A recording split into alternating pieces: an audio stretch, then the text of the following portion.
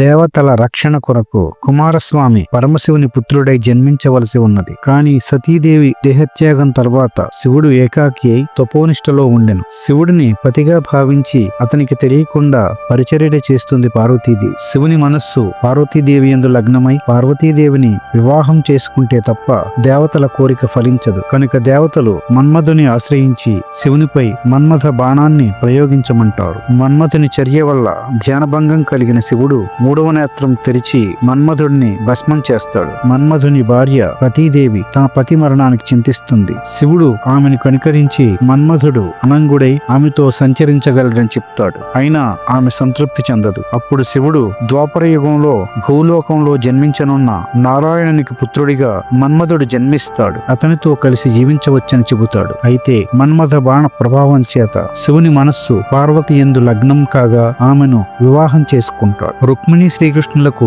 మన్మథుడు పుత్రుడే జన్మించి ప్రద్యుమ్నుడు అని పిలువబడ్డాడు. సంబరాసురుడనే రాక్షసుడు తన మృత్యువు కృష్ణుని పుత్రునిచే సంభవిస్తుందని తెలుసుకుని ప్రద్యుమ్నుడు పుట్టిన 7వ రోజుని ఎత్తుకుపోయాడు. ముద్దురులకి ఆ బిడ్డను చంపడానికి చేతులు రాని సంబరాసురుడు ఆ బిడ్డను సముద్రంలో పారవేశాడు. ఆ బిడ్డను ఒక పెద్ద చేప మింగేస్తుంది. ఆ చేప కొందరు జాలర్లకు దొరకగా జాలర్లు దానిని తీసుకువెళ్లి సంబరాసురుడికి ఇస్తారు. వంటవాళ్లు ఆ చేపను కోయగా లోపల దివ్యసుందర రూపంలో ఉన్న బిడ్డను చూచి పాకశాల నిర్వహిస్తున్న మాయావతి అని ఆమెకిస్తారు. ఆ బిడ్డపై ఆమెకు అకారణమైన మోహం పుట్టుకొచ్చింది. వానిని ప్రేమతో పెంచసాగింది. బాలుడు పెరిగి పెద్దవాడయ్యాక నారద మహర్షి వచ్చి ప్రద్యుమ్నుని జన్మరహస్యం మాయాదేవికి చెబుతాడు. అలాగే మాయాదేవి శివుని మాట ప్రకారం తన భర్తను కలుసుకోవచ్చని భూలోకానికి వచ్చి సంబరాసురునిచే చెరపట్టబడిన రతీదేవి అని సంబరుని ప్రద్యుమ్నుడు వధించిన తరువాత వారు ద్వారకకు వెళ్లిపోవచ్చని చెబుతాడు. ప్రద్యుమ్నుడు యుద్ధంలో సంబరుని రతీదేవి నేర్పిన మహామాయ విద్య ద్వారా సంహరిస్తాడు.